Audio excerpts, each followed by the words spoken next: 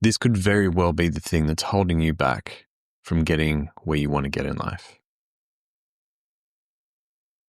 What I discovered through my experience as a coach and in my personal life as well was one of the things I was feeling held back by. It was unconscious, but it was quite powerful as an anchor, was that I was actually scared to play big and play on a bigger level. And I thought I was scared of failing. And so I kept working on the different fears that I had associated with failure without actually spending the time to reflect on that. Maybe I was scared of actually getting there and actually achieving the goals that I was setting for myself and getting to this higher level that I was working towards. And I got to tell you, I was humbled by it.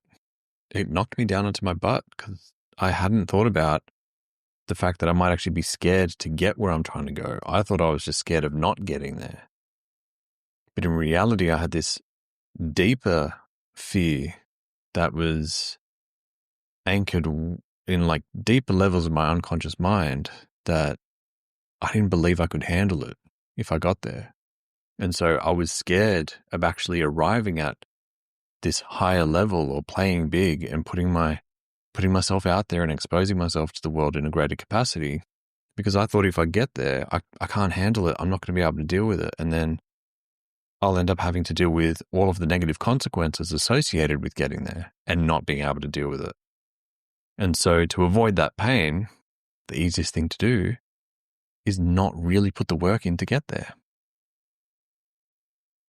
And so I find this is true for a lot of people in life. So many people are saying they want something, but then when we look at their actions suggest something different. Their actions say that they don't actually want it because none of the actions are aligned with the words that they're saying of, this is where I want to get to. And then when we look at what steps they're taking, what plans they're putting in place, and what strategies and tactics they're executing on, we find that just it doesn't materialize in their lives at all.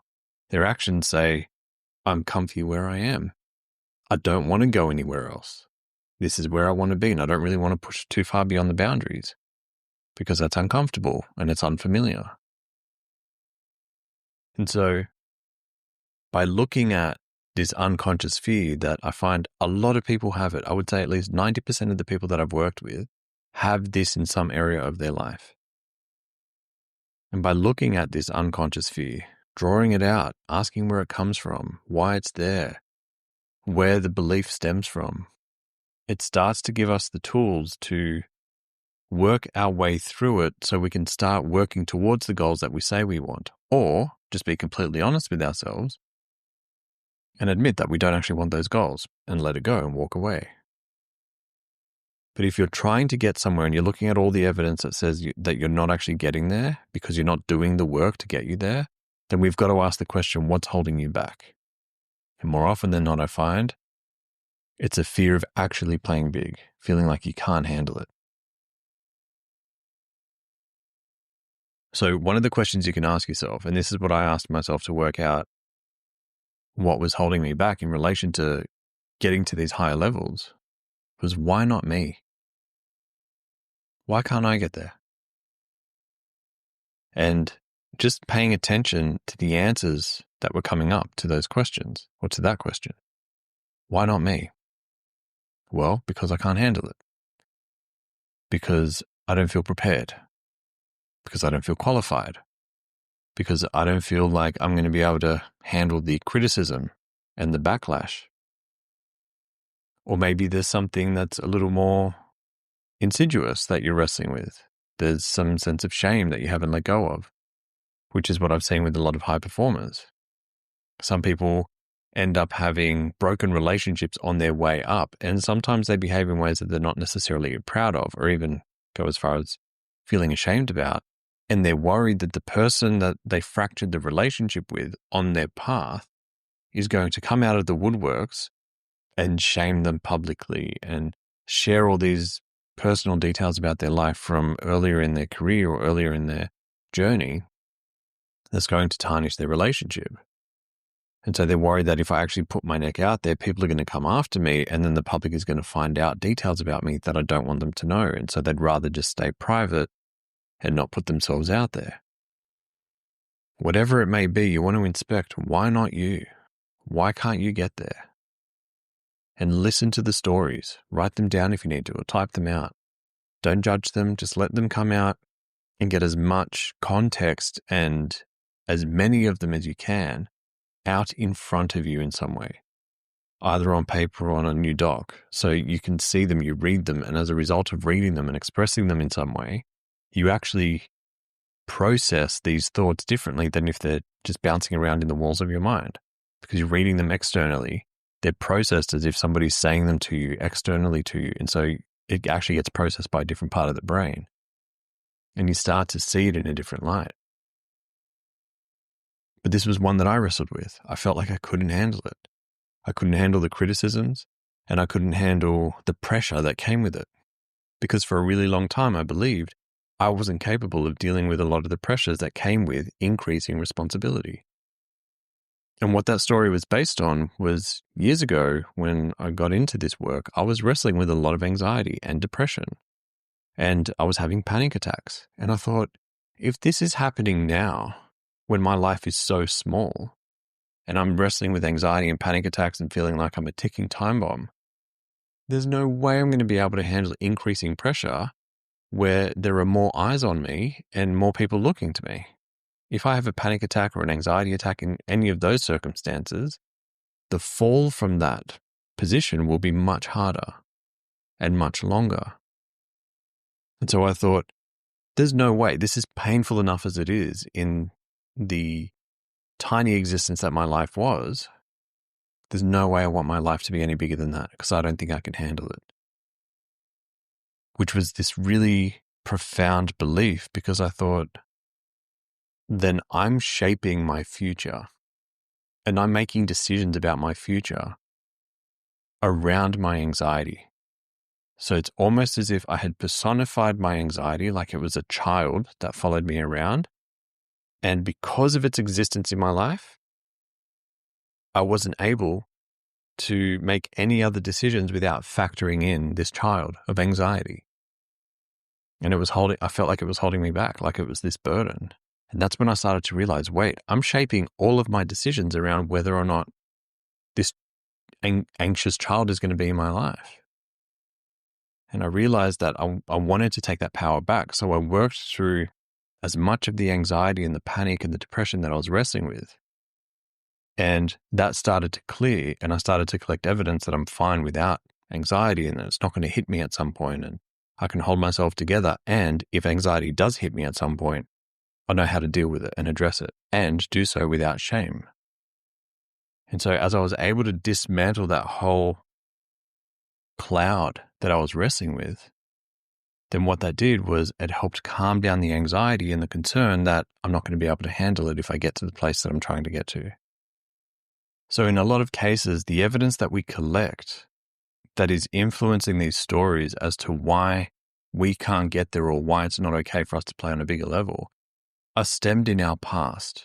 And it's based on biased information, lopsided and charged experiences, where, like I was saying with my anxiety, I was basing this belief that I couldn't handle it off my experience with anxiety.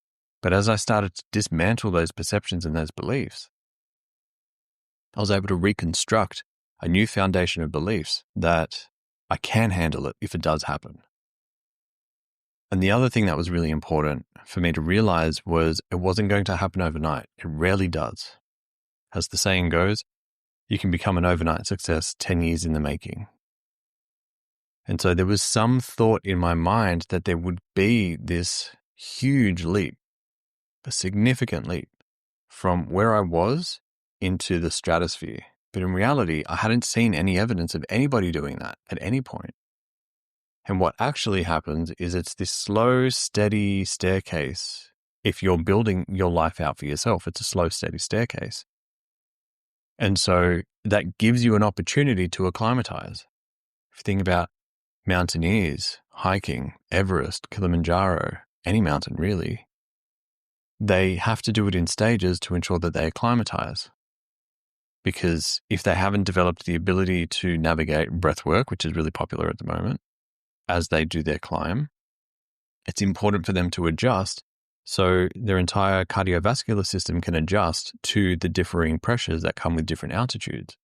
And so that's true in our journey. We can kind of take that metaphor and make it analogous to our experience in our careers, in our professional lives, that it's not going to happen overnight. So you get to take a few steps, acclimatize to it, get familiar with it, and then take a few steps, acclimatize to it. And you acclimatizing doesn't have to take very long at all. And so you just keep moving little by little by little by little, and you'll find that you will face new challenges as you step up the staircase. But those are all challenges that you can handle as you go. And you'll learn new things about yourself. And with each step and each incline that you experience, that prepares you for the next step.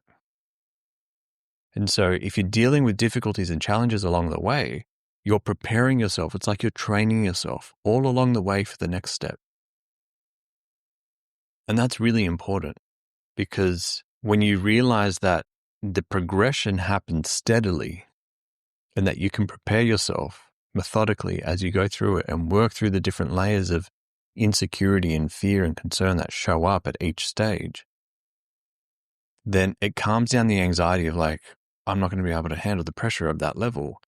You most certainly will be able to handle it, because it requires you adjusting and digging deep on different levels as you get there. As long as you're methodical about it. There are people who are handed incredible opportunities and they turn to dust because all of these unconscious fears don't ever get worked through, and then they back out right at the last minute because they can't handle it. This happened to me in a previous life before I got into coaching and building my coaching business.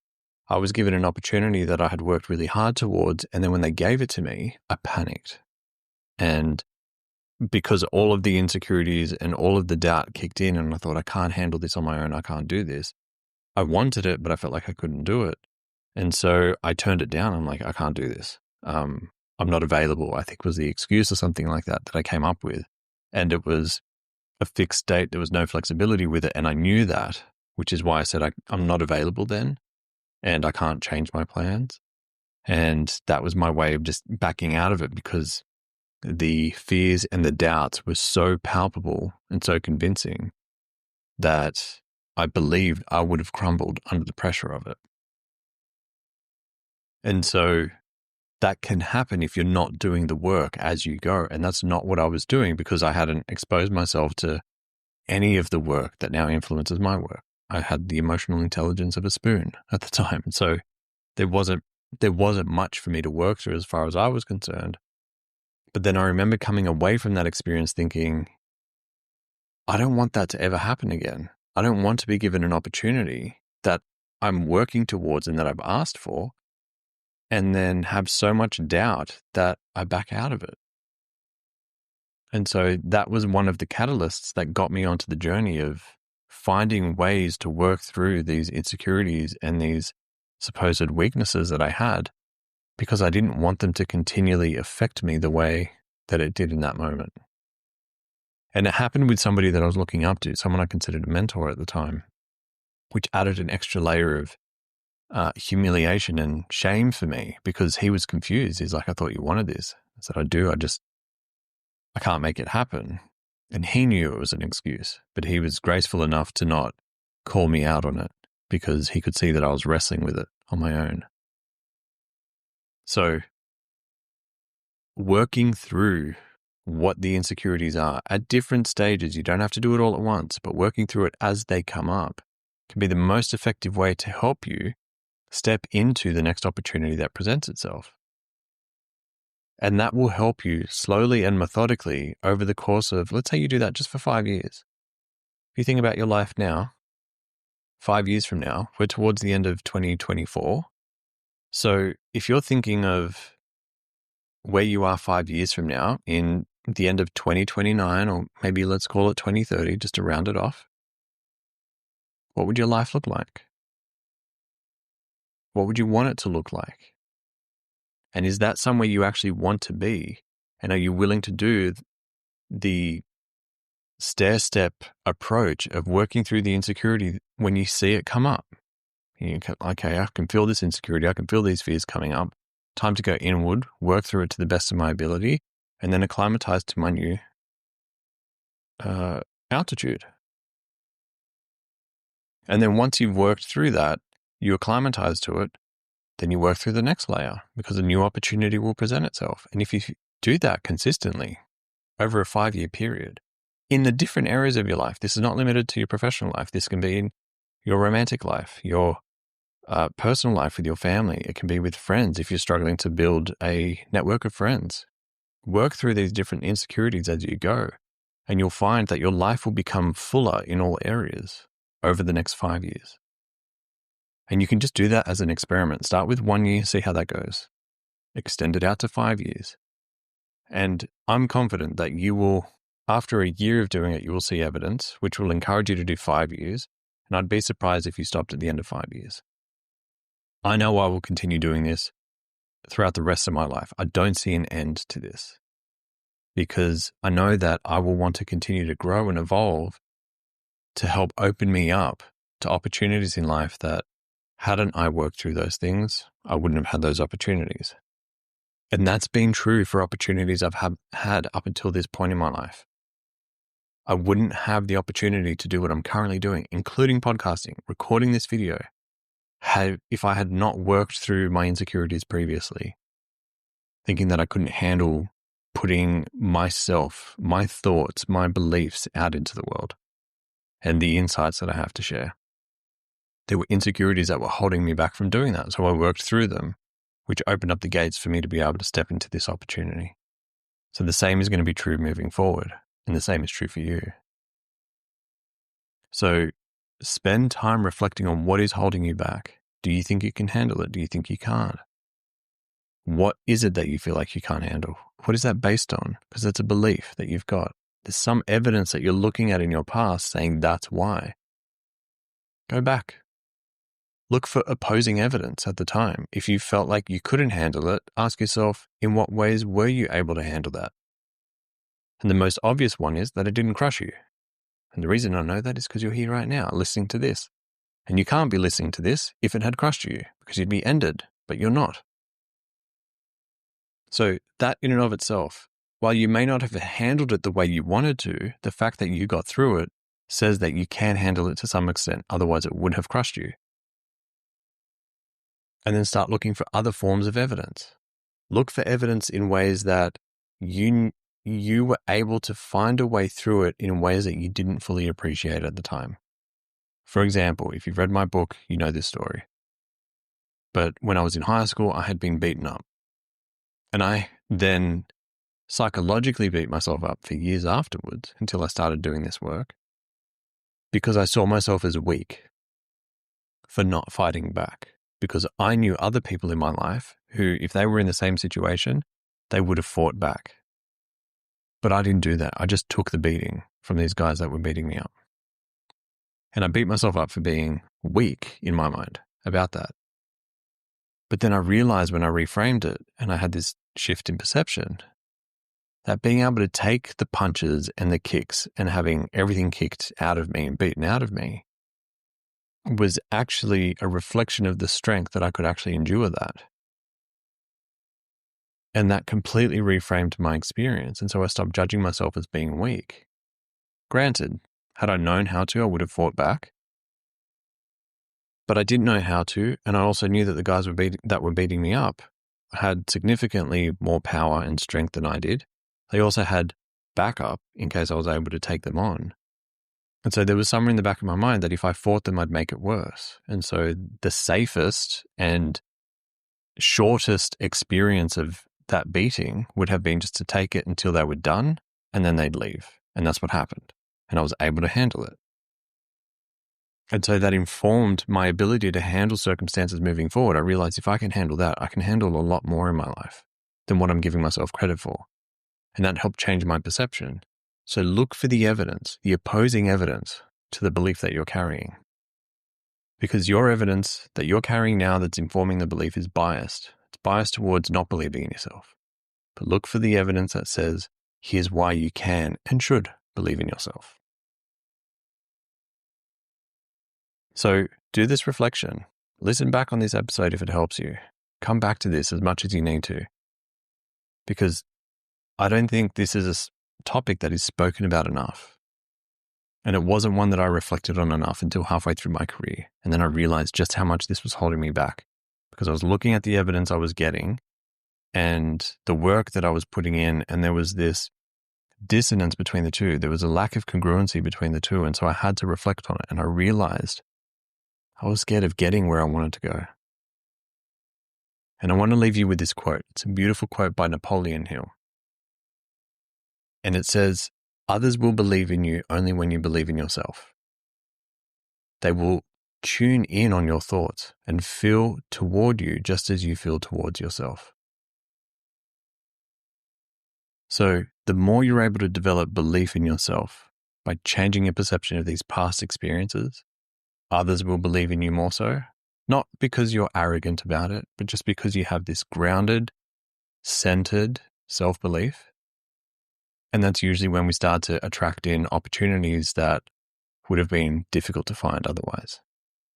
Now, moving forward with how you develop the sense of confidence and self-belief to be able to get where you want to go, to change the inner dialogue, the best thing you can do is accumulate small amounts of evidence that you can do this. And that's getting in the small reps.